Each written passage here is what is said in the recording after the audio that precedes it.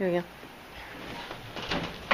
Y'all join me in the Pledge of Allegiance. Remove caps. I pledge Allegiance to the flag of the United States of America and to the republic for which it stands, one nation, under God, indivisible, with liberty and justice for all.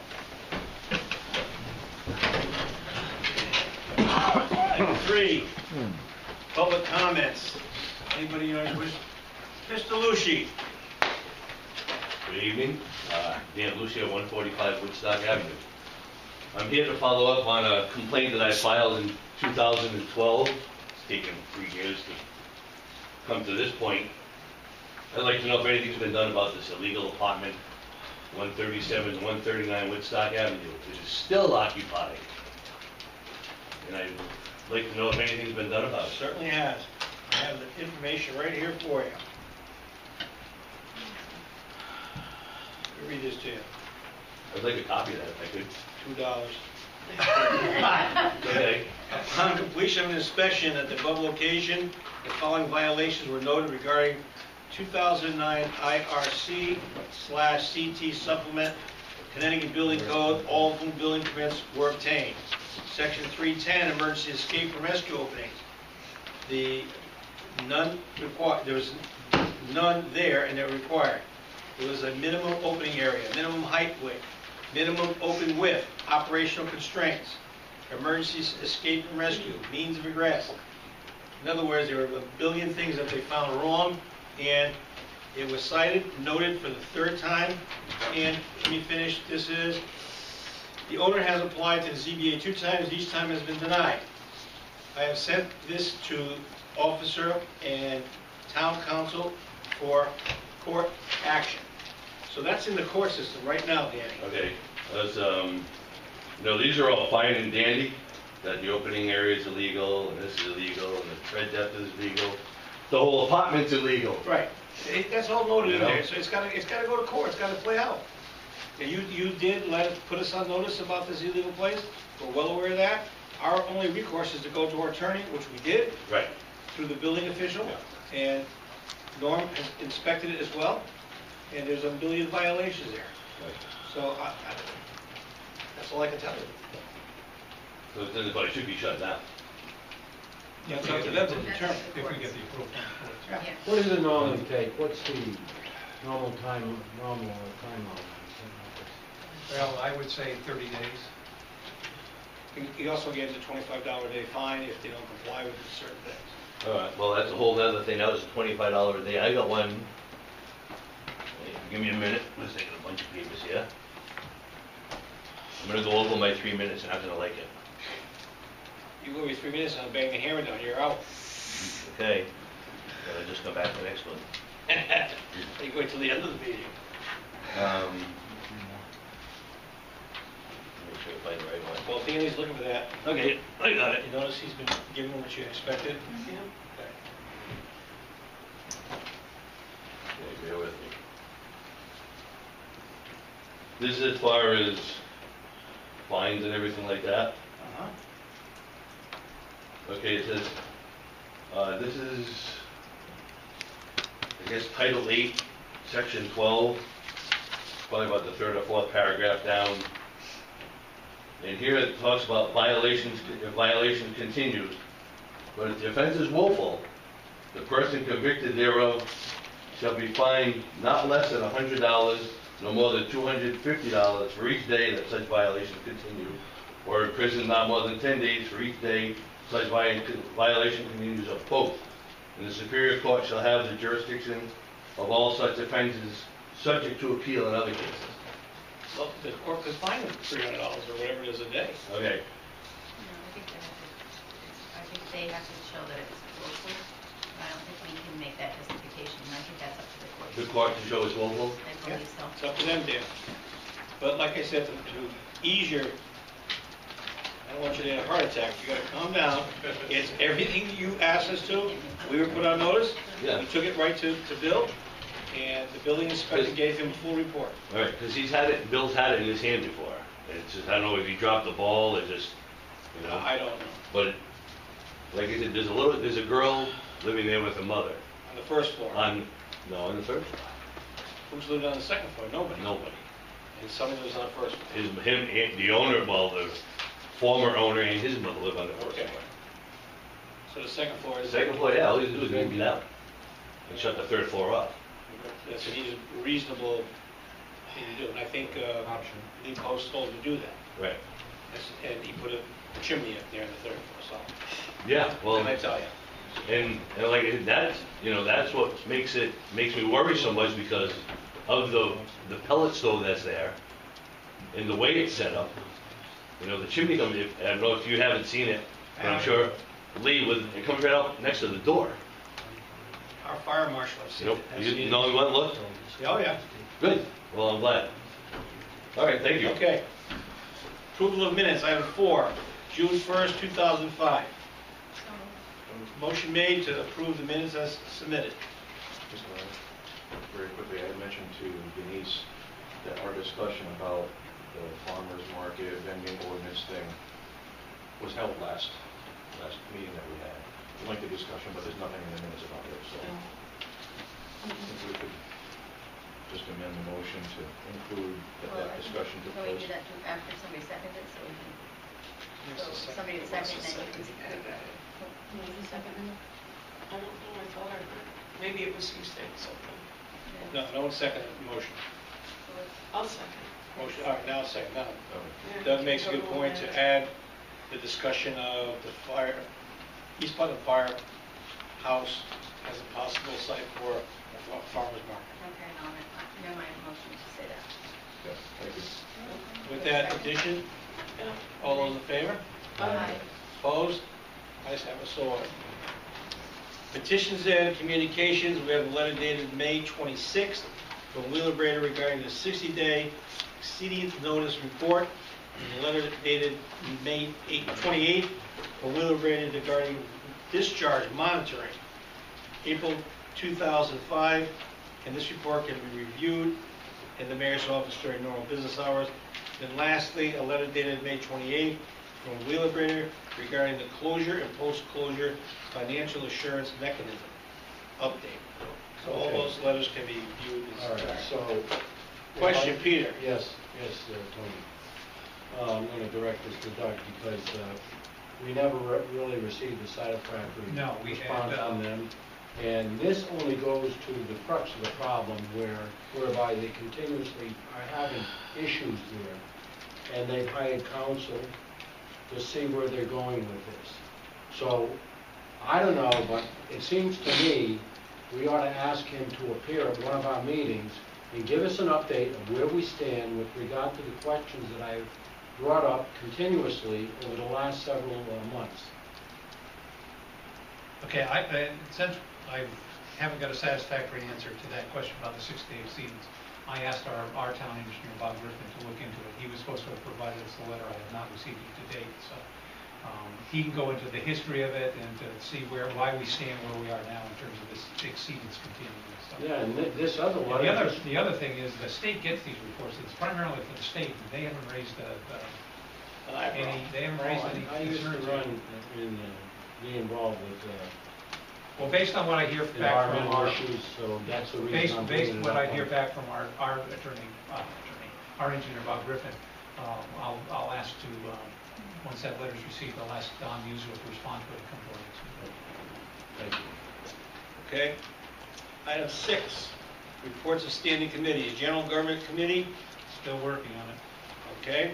7, Charter Revision. I'll be working with Bill to get that language finalized and the final report provided. So it will go back to the Charter Revision Committee and then come back to this board with their recommendations. Give me a round ballpark. We have one more, we have a meeting in One other meeting in August. August? Okay. Facilities Committee, Alma? No, we're all meeting together on Thursday. Joint meeting. It'll be a super joint meeting with everybody, Board of Finance, Board of Selectmen, Planning, Recreation, Library, Aspen Historical Society. Kitchen sink. Yeah, it's going to be at the... How many have signed up so far? 3 responded. 3? Yes. 3 committees or 3 people? 3 people. No. You've given them Yeah. due notice, so I don't want anybody to say, well, I didn't know about that. You send them emails, they get another email reminder, it's this Thursday at the middle school or elementary? Elementary, library, Okay. Middle school, middle school graduation is that night. Got the cards falling in there. That's before the middle school. Okay, staff reports. A, economic and community development. We have, before Delphi gives a report, last Monday, myself and Selectman Pepek and my wife ventured down to the beautiful city of New Britain, where Delphi was honored by the Main Street, Connecticut Main Street, which is a beautiful, beautiful award that she received in all her work in community development and economic development for Putnam. And her and another person, the only two in the state that got this award. There were a few, and what's his last name? Montero. Montero got a First Friday award. She also received an accommodation by Senator Richard Blumenthal and Congressman Joseph Courtney, which will be framed very shortly. Denise said I overspent my budget, but she lies. Cutler overspent our budget. You're gonna have to wait till July 1. We may have to wait till July 1 to get those babies framed. But it's a beautiful honor that that is a nice ceremony.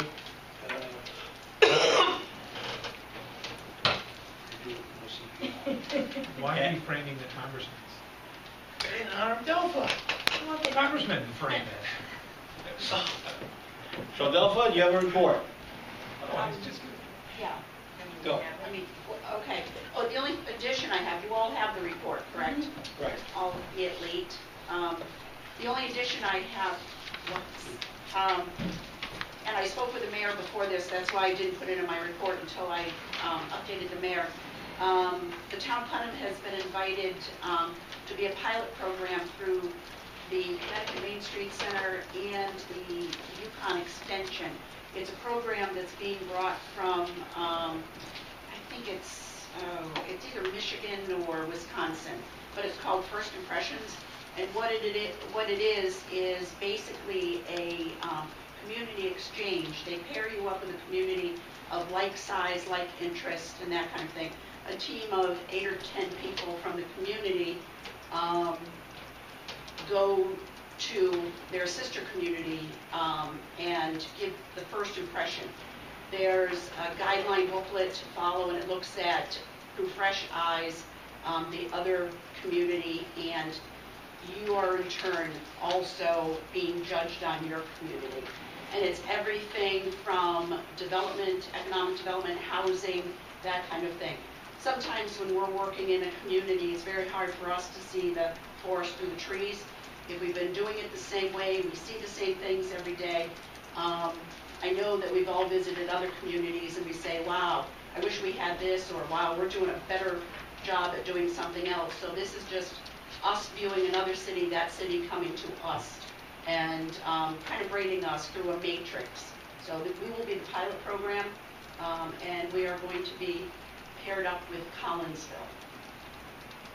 So.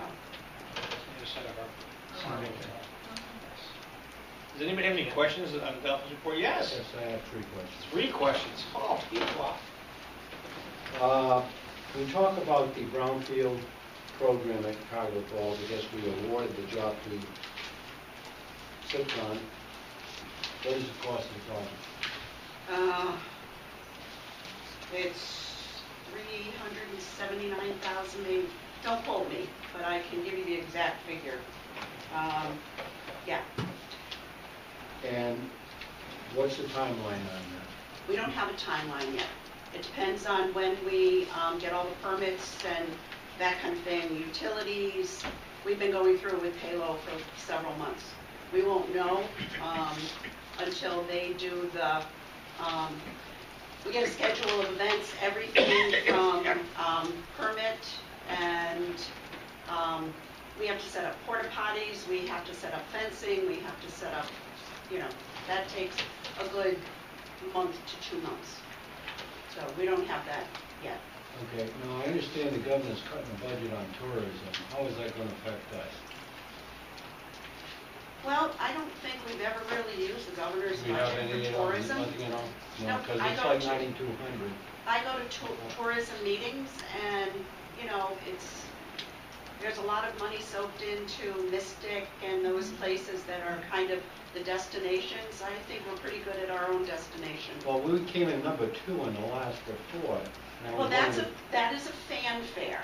That is where actually people within the state vote for who they Yeah. think is the favorite. We were Number number two, but we were the only town voted within the top 5 that did not have waterfront. What do you got the Quinn We Bog got the Quinnebog. Come on. Yes, ocean waterfront, yeah. Westport, Mystic, all of those. Westport beat us in the last 2 days. Now, let's talk about the Quinnebog Regional Technical Hub. You hired somebody We did for the appraisals, for an appraisal. correct. So, what's our timeline on that as far as knowing where we are with regard to marketing this? The Do we have a appraisal, time frame? the appraisal will be done within 4 to 5 weeks. We can't sell it until we know it's like you selling a house Right. and not knowing what you can Right. sell it for. So that will take 4 to 5 weeks. I'm working with Williams Group, and Williams Group was the marketing committee that did the marketing and feasibility study. So they have done a lot of the upfront work already in that. So we're talking about the best way to brand it, meaning the tech park, whether it be through national publications, global publications, that kind of thing, with what Okay, we know so- already. So we've got somebody involved in the process. Absolutely. So that's the important thing that I'm looking for. And that's it, Mr. Okay, anybody else have any questions, Alpha? Del, you have anything else to add? No, I think that's all set. Okay. Congratulations, Todd. Thank you very much.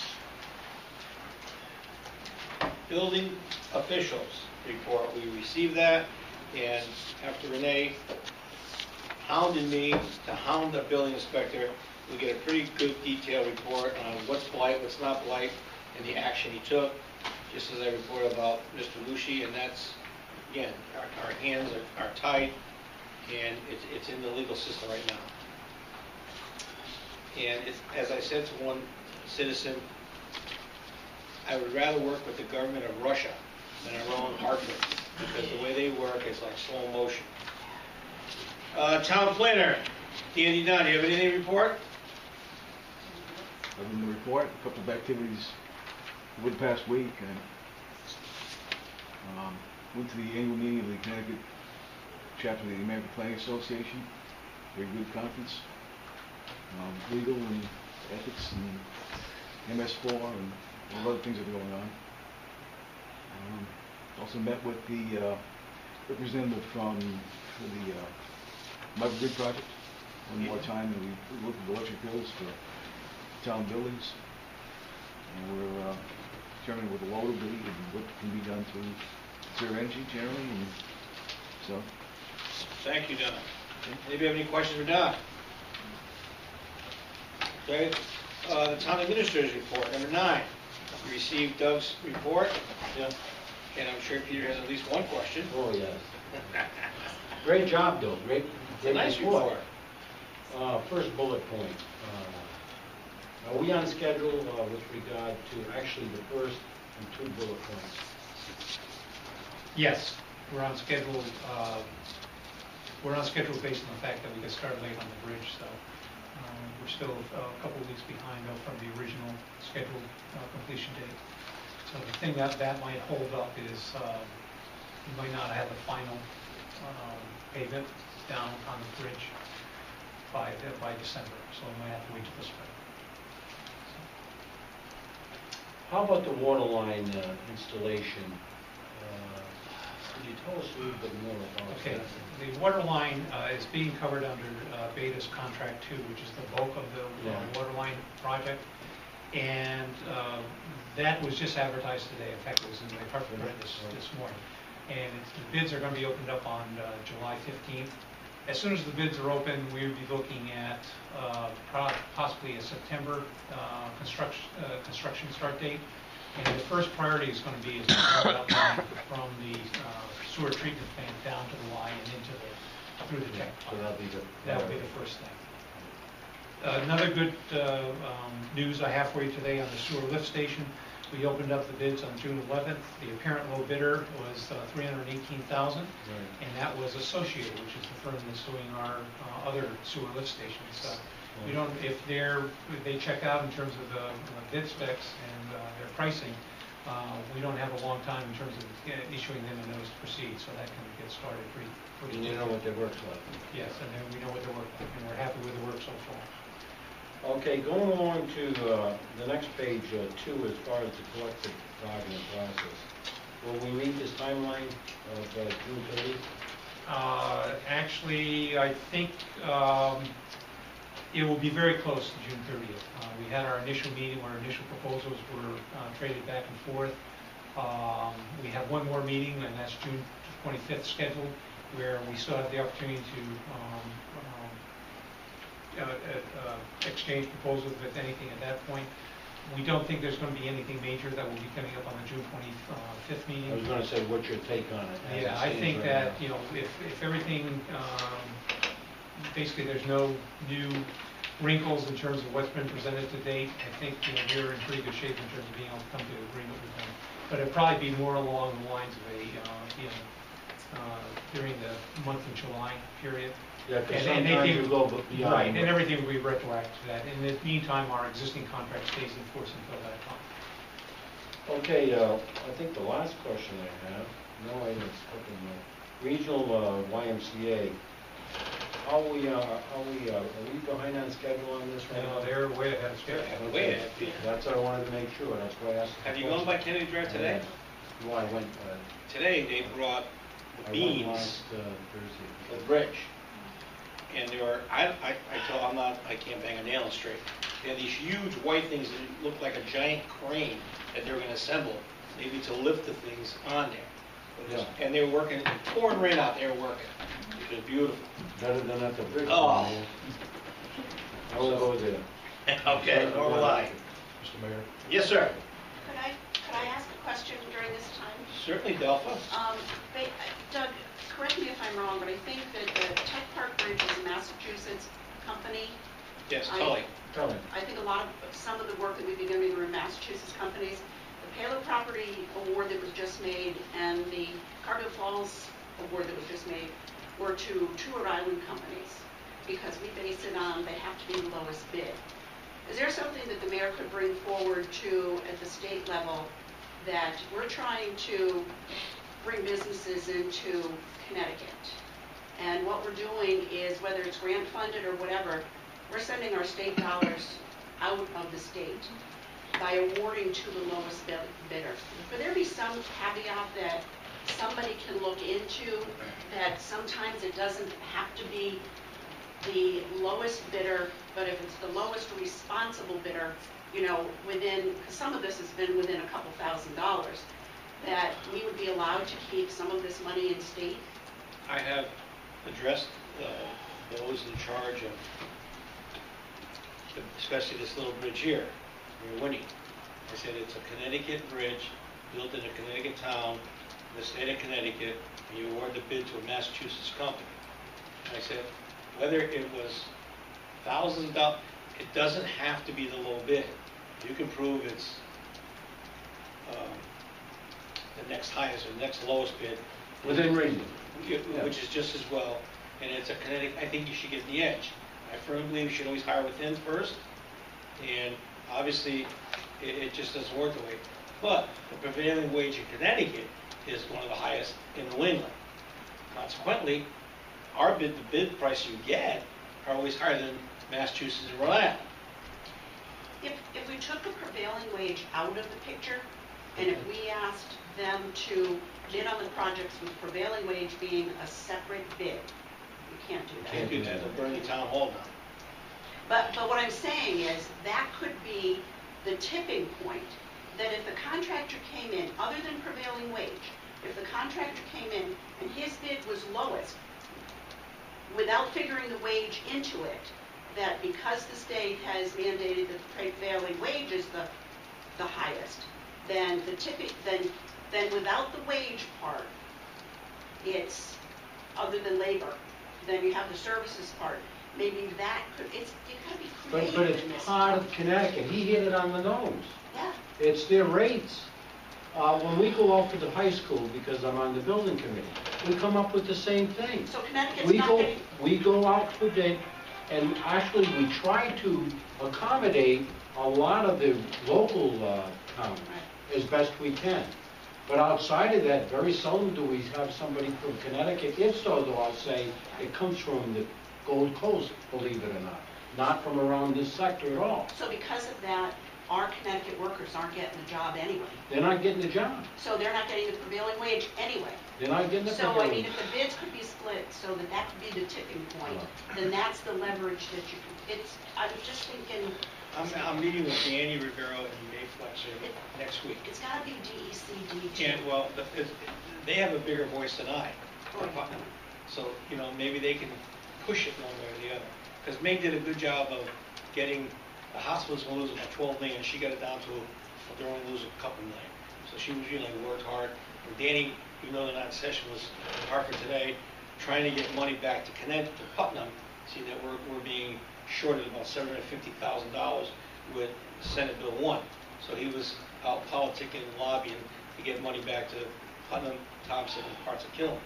So, they're working on our behalf, and again, you have the Speaker of the House and the Speaker of the Senate, both from big cities, along the shoreline, and that's where the money's gonna go, and that's where the jobs are gonna go, and that's where they're gonna give the contracts to. I understand the law is the law, and I understand the state bidding guidelines and policies. But what I'm saying is it's the state bonding money, the state grant money that's being spent out of state because of that. There has to be some There's gotta kind be of, a way, you're right. there has to be. It will be investigated. And if you just add it all up, just in Putnam alone, never mind the other cities, it's gotta be a huge differential. I hear you. That's why we have a problem in Connecticut, the way they're running money. I won't go any further. That's why Sikorsky's closing down, Coke You got others, manufacturers closing Aetna down. is threatening, you got GE. GE. So, The other question I had, Yes. one final one, was, how'd you make out as far as the first review of applications? Not very good. Okay. Well, there was a suggestion, and Paula came up with the idea, is maybe go to advertising the Connect site and CPAs. So I'm gonna find out what it costs to join as a member, or if we have to join as a member, or whether we, as a non-member, we can also advertise. Probably be more expensive to advertise for them, though. Did anything ever come up, did anything ever come up with Nancy Cole? No. Nothing developed? It's she'd have to come under the town, and I don't think she wants to lose the, that's a tough nut. She's not here, we can't even talk about it, because, and Peter, you're on the building committee, I have a question for you. Yeah. It's not even on the agenda, it's just a general question about building. You mentioned you have a building committee. PALS program, Putnam Alternative Learning, is that little blue building down at the rec park, okay? And the idea of that years ago was to not isolate, but keep certain kids away from the general population, okay? So that's this small little building. I looked at the blueprint on the wall, and there are 3 colossal rooms, PALS. There's gonna be PALS. I don't know the actual square footage, I'm being candid with you right now, but we wanted to get it out of there where it was, to get it into the high school, just like the medical pathways is in the new high school. Whether or not we have too much room for PALS, we probably have a little bit more than what we should. Little bit. I looked at that blueprint, we've tripled the space, Right. and went against the philosophy of keeping them separate from the general population. I'll talk to Holly about that. That could have changed. I think that was the original. That's the original. Maybe plan. That's the original, so I think most of it. So they did come down somewhat, but I mean, I don't know I what think the it's exact was now. mainly medical pathways, I think. Yeah, medical pathways has a much larger. Okay. So you're still looking for, and Yes. I think it's a good idea to go out, and if you have to pay so much to be a part of that group, get more candidates, and so be it. Mr. Mayor? Yes, Douglas. Well, Fire Marshal Parent. In regards to the ballot program, it's my understanding at one of the meetings that they were introduced into the high school because of the square footage involvement as part of the grant application. Yeah, we got the same grant percentage for everything, including the superintendent's office, 73 point something. It had to be something to do with square footage and the number of students, and we didn't have the square footage per student, so we introduced the PALS program to comply, for whatever it's worth. Okay. I have issues with the student population of $36 million. Anyhow, just a little sidebar here. Dear Mayor Felserano, I have received the request for the alternative use of Town Aid Road TAR funds in accordance with Connecticut General Statutes 13-175.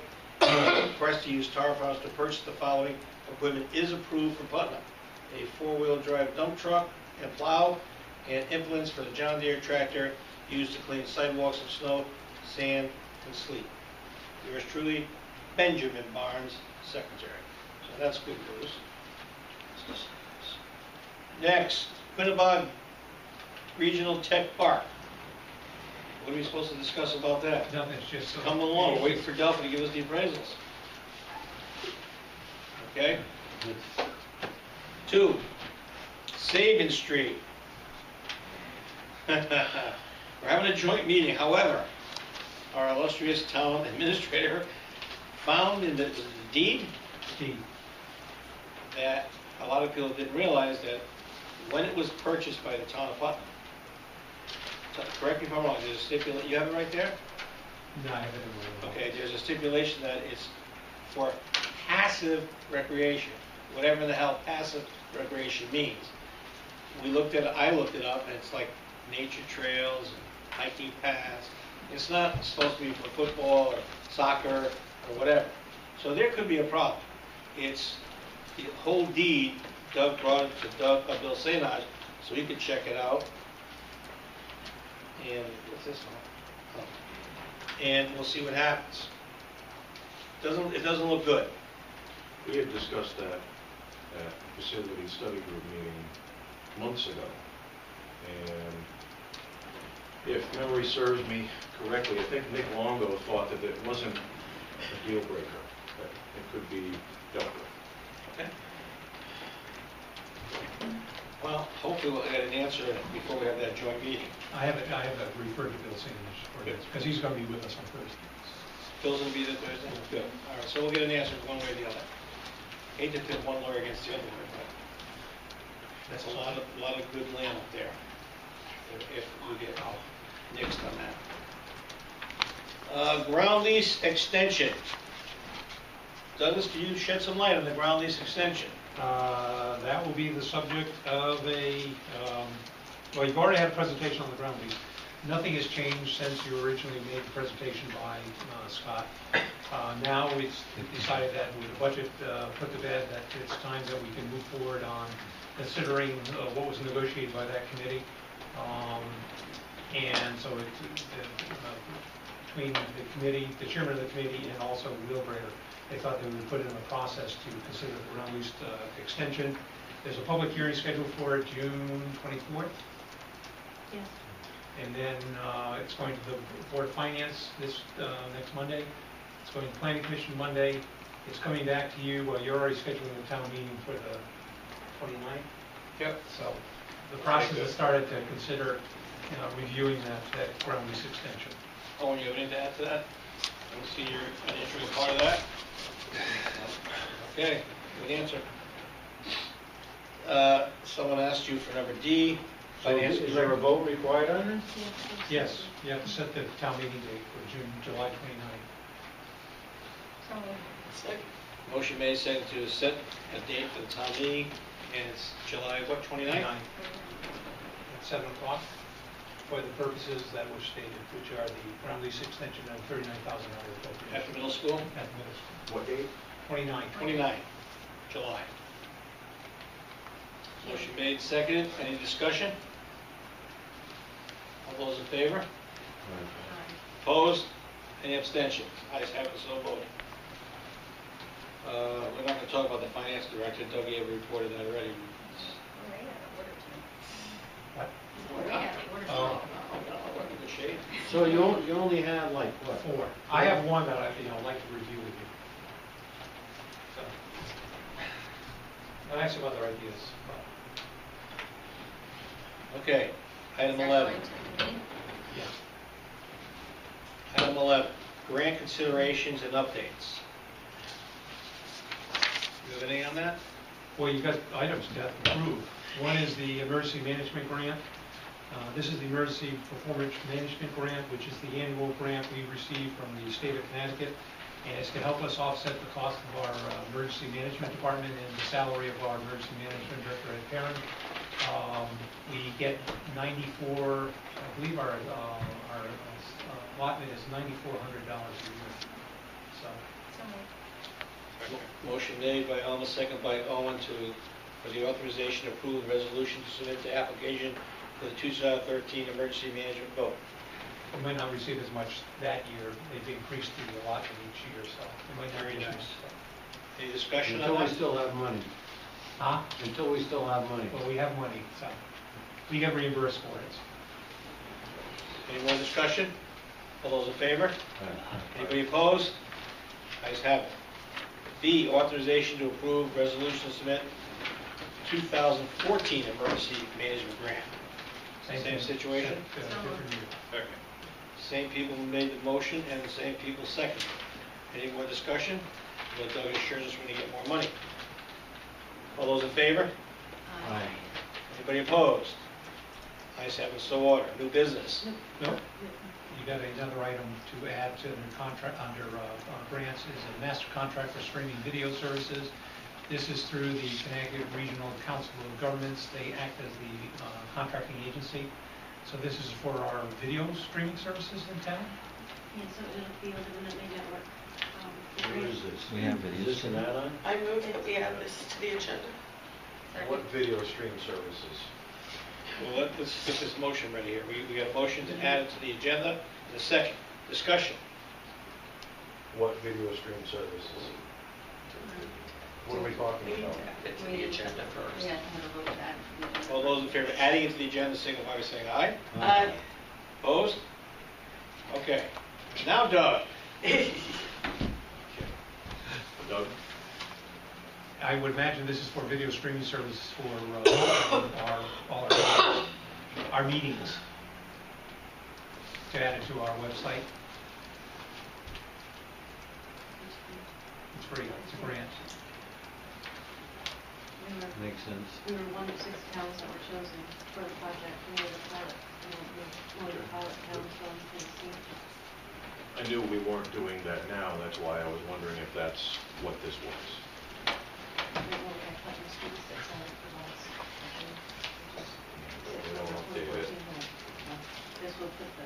So we need a motion to vote on that? Vote on it. I'll make that motion. Second. Motion made by Alma, second by Doug Cutler. All those in favor? Aye. Anybody opposed? Ayes have it, so ordered. Anything else you want to sneak in there? Oh, just checking, okay. Oh, my salary review came up. Yeah, We decided you just $5,000 lost increase. $12,000. Okay, new business. East Putnam vegetable sales. Before we even discuss this, let me start by saying, Doug, I was under the impression that because the East Putnam Firehouse was in the umbrella of the town of Putnam, it was on Putnam, town of Putnam land.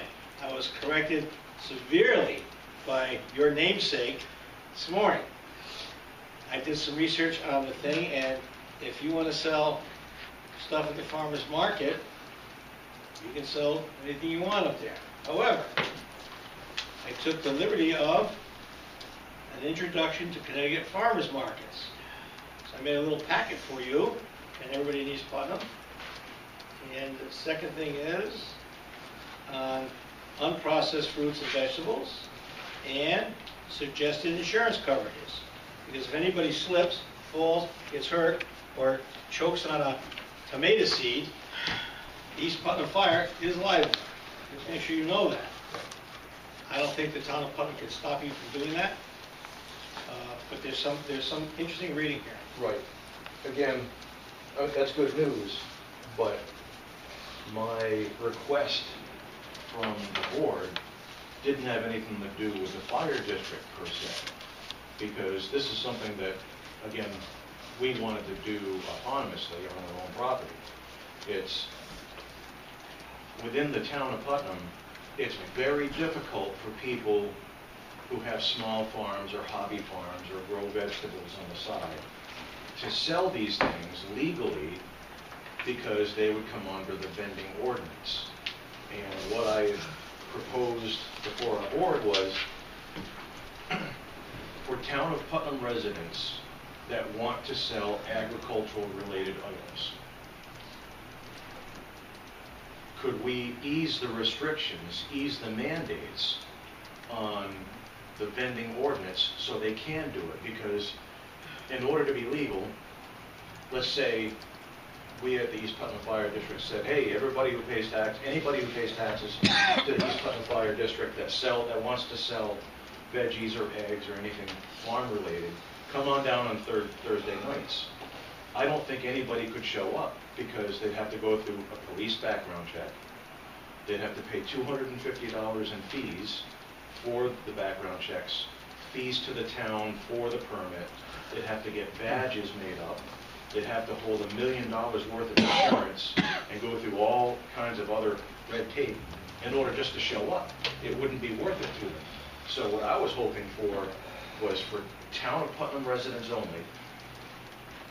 only for agriculture-related items. Could we ease the restrictions so people can actually do this? Renee, I did the research. If you want me to make a copy after the meeting, I can. This is one of those times when I did the research and came up with a very clear answer so quickly. I questioned whether the answer could really be that clear. But under the U.S. Constitution, there is the Commerce Clause, which allows the government the federal government to regulate the course of interstate commerce. However, there's also a legal term called the Dormant Commerce Clause, which says that you may not, no state or subdivision of a state, which we are as a town, may restrict the flow of commerce by discriminating against the citizens of one state or one town against another. So it's very clear that for us to change our vending fees so that if you're a Putnam resident, you get to pay less than someone who's not a Putnam resident, it would be a very, very clear black letter violation of the Commerce Clause from what I can see. I haven't been able to talk to Bill St. Ange about this, in part because this is the most voice I've had in a week. And my trying to have a phone conversation with anyone was not a good idea. But I said to my office mate, take a look at this case. Is there something I'm missing? And he actually did some additional research because he didn't think it could be nearly this flat out clear that you cannot discriminate in favor of town residents when it would affect the flow of commerce. This vending permit clearly would. There may be some things like, let's say, recreation fees that you might be able to argue, but requiring a vending permit, I think is as clear of something that affects the flow of commerce as anything could be. I have a question. The Putnam Farmers Market down by the river. Right. You had mentioned either last meeting or the meeting before that you were charging, what was it, like $100, $150? For a season, it's $150 for a farmer.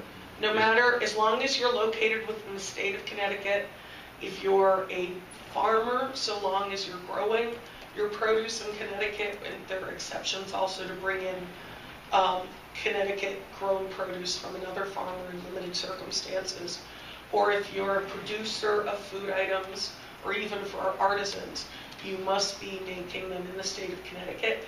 This is pursuant to the Connecticut Grown initiative. There has got to be something that the U.S. Department of Agriculture did to specifically enable states to have locally grown programs like that.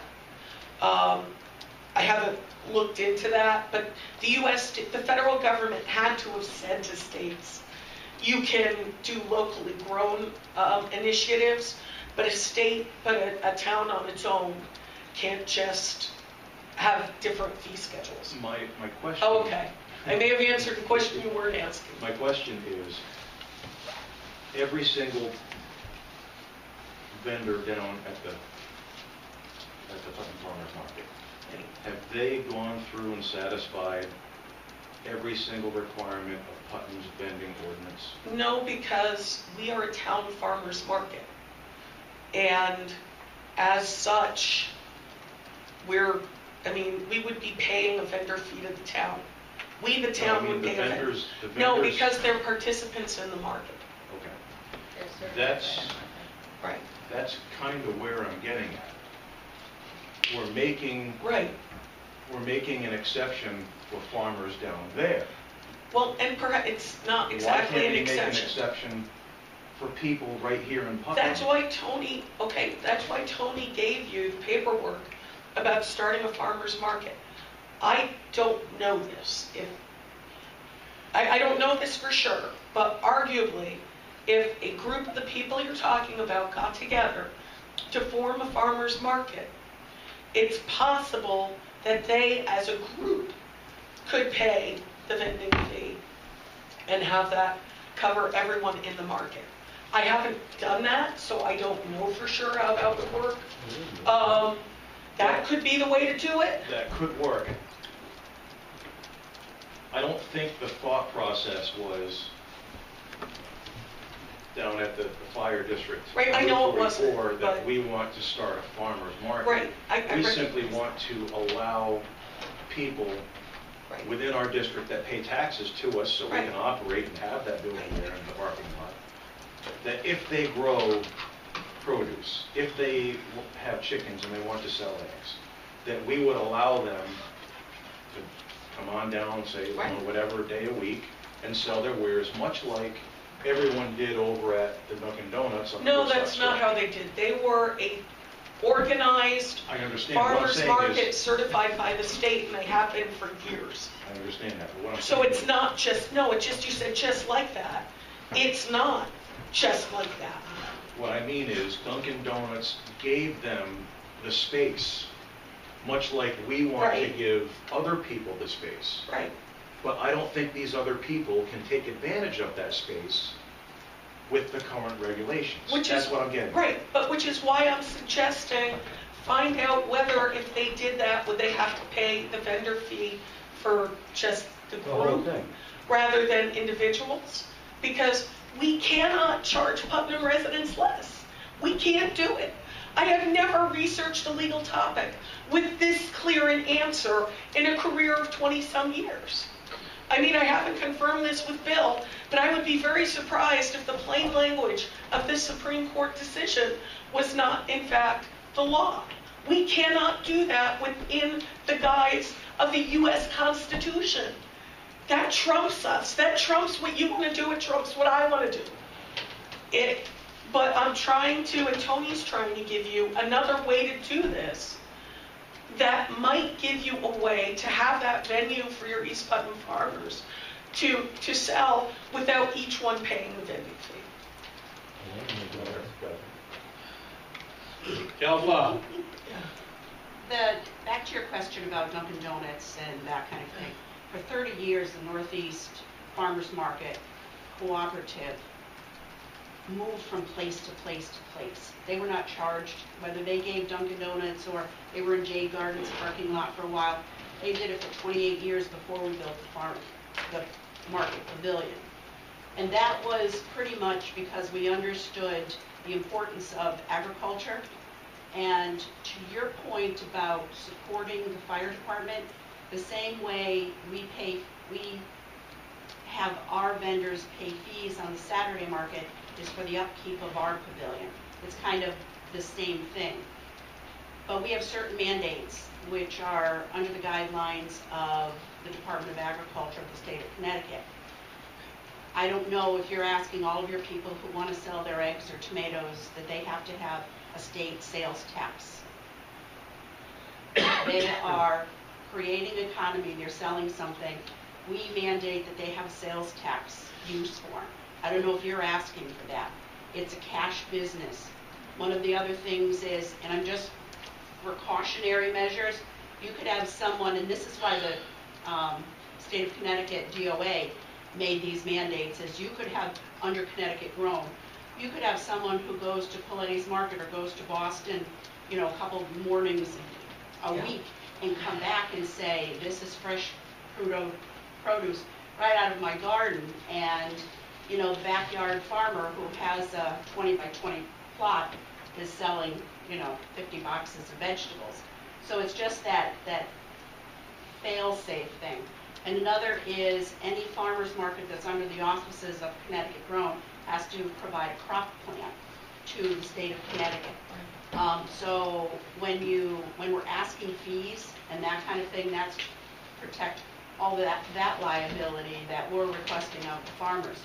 The farmers that belong to associations of farmers markets, you know, even my office goes through all those applications and everything else with a fine-tooth comb to make sure that they're regulatory, we get their sales tax use and that kind of thing. So again, it's a little bit bigger picture, because I can tell you, I used to sell tomatoes out of my front yard in Woodstock when my kids were in kindergarten. I used to do that.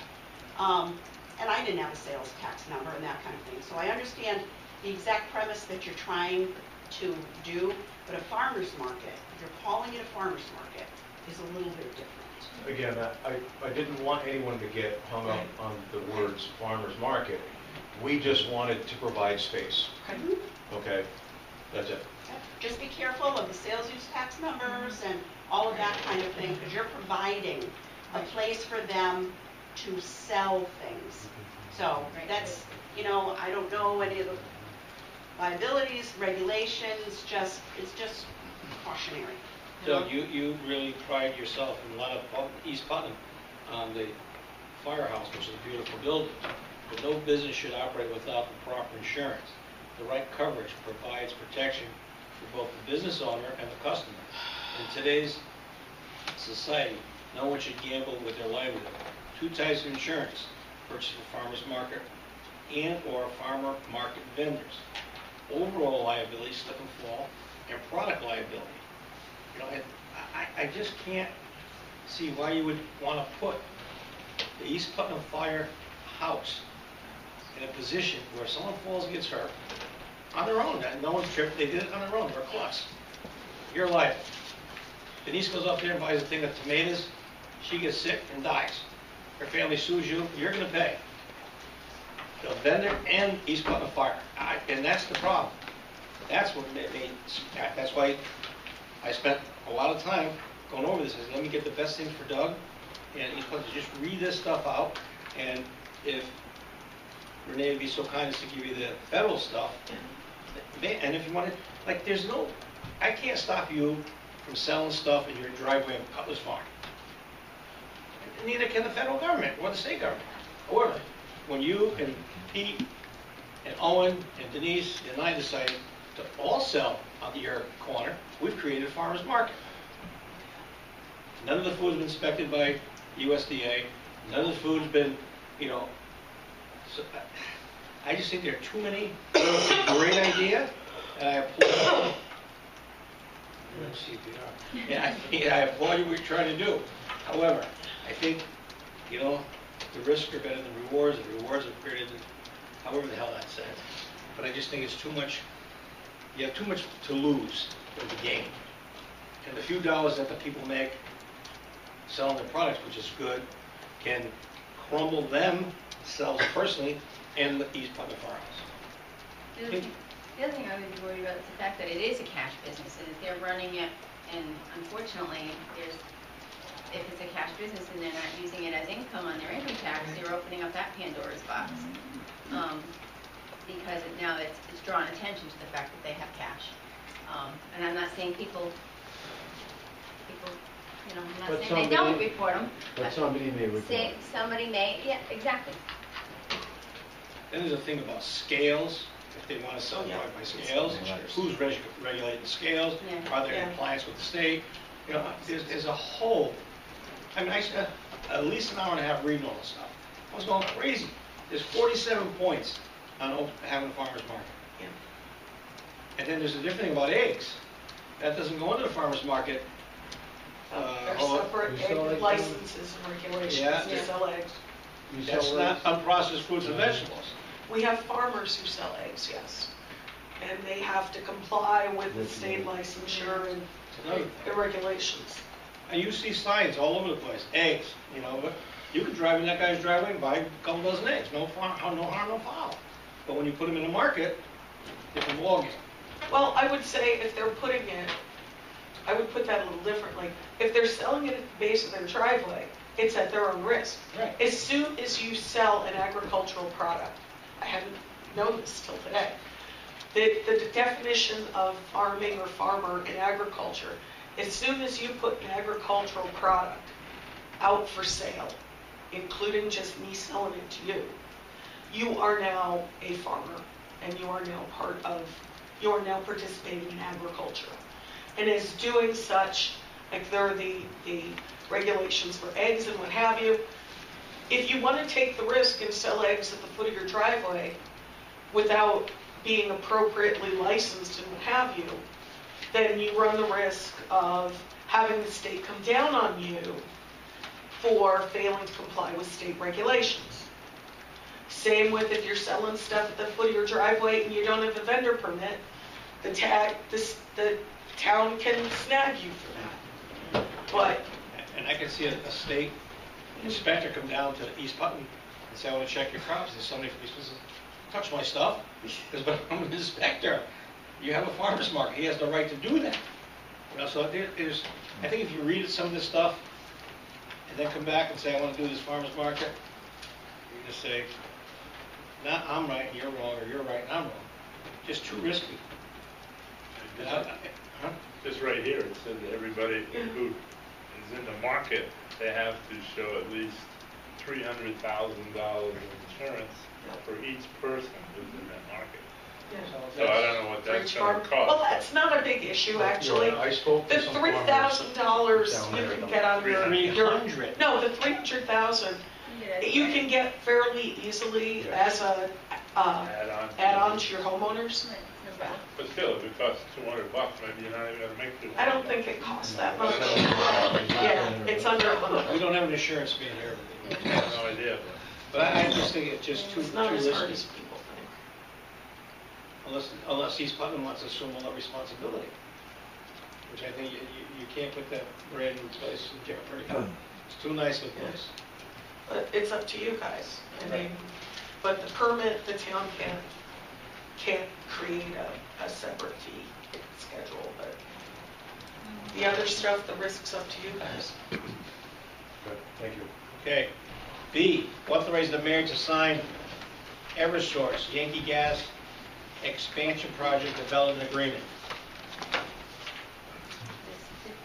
That's the 85-page document you gave us? 85 pages. And The other one it that incorporates, Peter Benoit and I read? it incorporates the expansion project development agreement, and it also incorporates 4 separate agreements. One agreement is for the system expansion to the generator. That's going to be the emergency generator for the sewer lift station in the tech park.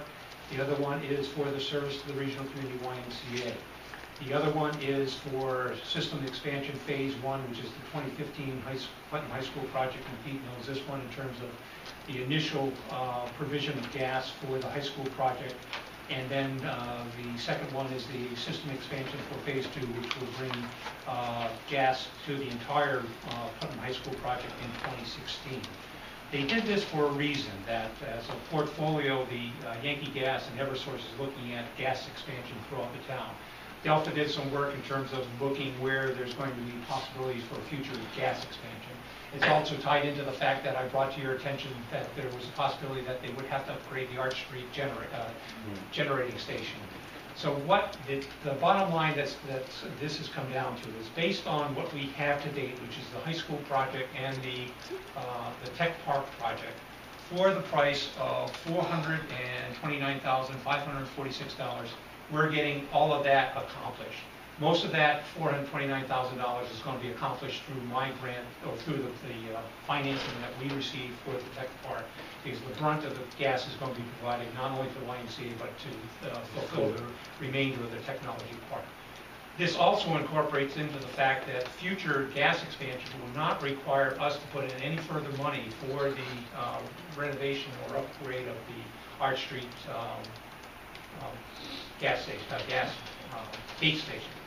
So for $429,000, which we initially thought was going to be $1 million under the project cost, and when we started initially talking to them, it was going to be about $500 to $550,000.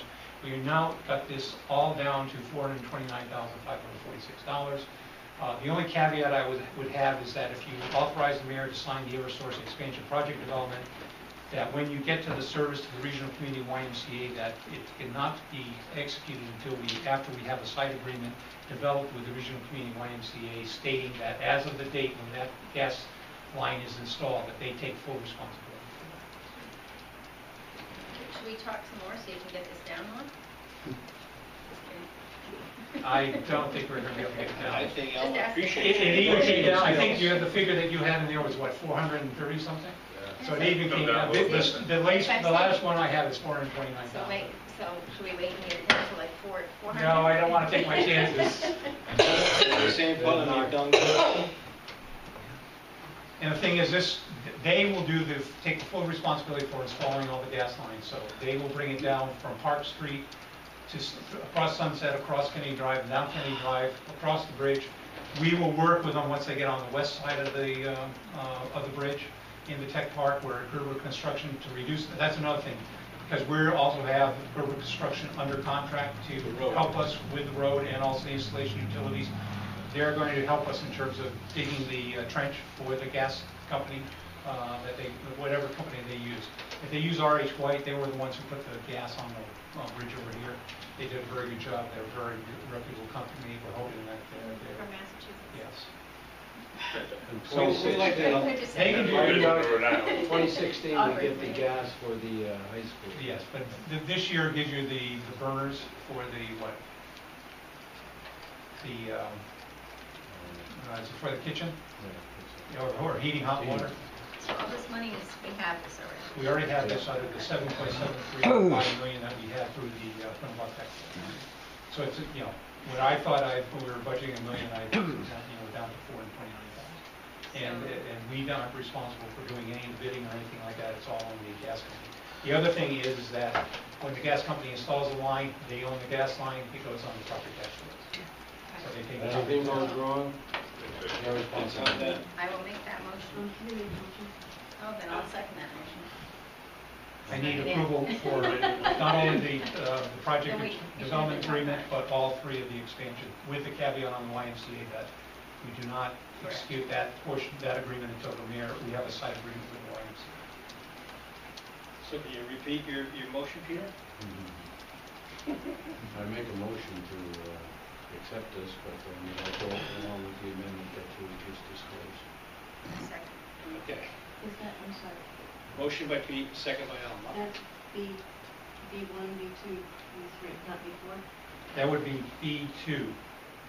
That would be the only caveat to this entire agreement. Right, but you said only to approve through B3, so I didn't know what B4. No, B4 is, it would be, one would be B would be the expansion development agreement. 2 would be the expansion agreement for the generator at the tech park. 2 would be the service to the regional community YMCA with that caveat. 3 would be the system, 4 would be the system expansion phase 1, 2015 Putnam High School, and 5 would be system expansion phase 2, 2016 Putnam High School. Okay, thank you. Where do you see a 5, Doug? There's 1, 2, Well, I'm 3. just adding up that if you Oh. take B, then you add, you add those 4 Okay. other items, that makes a total of 5 items. Okay, that's what Peter's Search doing. for it, Rick. There you go. Any more discussion on that? All those in favor signify by saying aye. Aye. Anybody opposed? Are there any abstentions? Okay. Approval of the bills, Owen. Make the motion we pay all approved bills. Second. Motion made and accepted. Second to approve all bills. Any discussion? Any question on any of the bills? No. All in favor signify by saying aye. Ayes have it, so ordered. All other business, I usually at the end of the last select meeting go over what I did for the month for the town. On June 2nd, I went to PHS AAA 61st Awards Banquet, very nicely done. So you 6/5. do like something about the high school? Yes, I that's gotta the only talk to you thing, no, about that's that. the Alumni Association. 6/5, I went to First Friday, which was well attended, a great time. 6/8, Delta's Award in New Britain. 6/9, 85 Main After Hours Networking. 6/11, Wait a minute, What's Yes. that? 85 Main after hours, was That's that a- just a private after No, hours? no, that's That what was it's the called. business after Oh, hours. This is after hours. Everything 6/11, is part of it. 6/11, Dan Rivera and I accompanied Rick Hayes, who became the president of the police chiefs, all of Connecticut, at the Farmington Club. And I was kind of upset because not one person in the tax district went. On 6/13, this Saturday, I went to a post office memorial service for a postman who took his life. It was very, very heartening. 6/13, I went across the street to Particle Accelerator in Rotary Park for all the youngsters who basically committed suicide, and they put it on for mental health. The organizer was a former student of mine, and her son was one of the youngsters who committed suicide. So all the money raised was going to mental health. And they had 13 bands from all over Eastern Connecticut. Eastern United States. And to give her some kudos, our wonderful secretary for this meeting, who sings for High Point Church Choir, they let it off very good. And they're, Pete, it looks like you sing because they had those purple shirts on. Okay. And then they had someone from Baltimore, from New York, Buffalo, and all these people came down free of charge and brought all their equipment, and it just was a very sad, nice, but very sad time. Then I went the next day to the Elks ran a Flag Day ceremony at Rotary Park, which was very nice, and they ceremoniously burned 3 flags there, and a total of 400 at the Elks Club. So if anybody wanted to go there, you can see that. Today I went to a basketball talk for the Girl Scouts, and on the 18th I'm going to CCM annual meeting in Cromwell without Doug Collar because he gets bored of those things. I like him. All right, so that's what I did. Are there any other businesses lawfully come before the board? Quick question. Yes. My neighbor on Edmund Street, how's that going? The problem is that there's something in the works where there's some consideration for development of that property. And if we do the development on that property and where they're going to be using the frontage, our only frontage remaining would be that little sliver of Edmund. Okay. I hope that helps. Yeah. Can you tell me what the development is? I can't at this time. Is there a motion to adjourn? So when will you have an answer on that? I'll have an answer. We can go into executive session next week. On the agenda side. Fire Marshal Parent, No, it's, Public comment. public comments, that's why I said that. You skipped right over I it. didn't skip over you, how could I do that? You're a nice guy. Hey, just for general information, you've done what Delford talked about with the demolition, the proposed demolition of the Palo property on Fern Street. The gentleman that came in here in regards to the drone flying, I assisted them and made access to the building. They did a fly through the building as well as above. And to me, it's quite impressive about the amount of collapse and roof damage. It's enlightening. But with that also, they've done some real good drone pictures of the high school construction and the YMCA. We talked to them about doing the Cargill Falls Mill, project from now to completion. They should pay for that. No? There. Is that something you can share with us, so we can put it on the website? I'll get to it. There's motion to adjourn? Motion made to adjourn, is there a second? All those in favor? Ayes, have it, so ordered.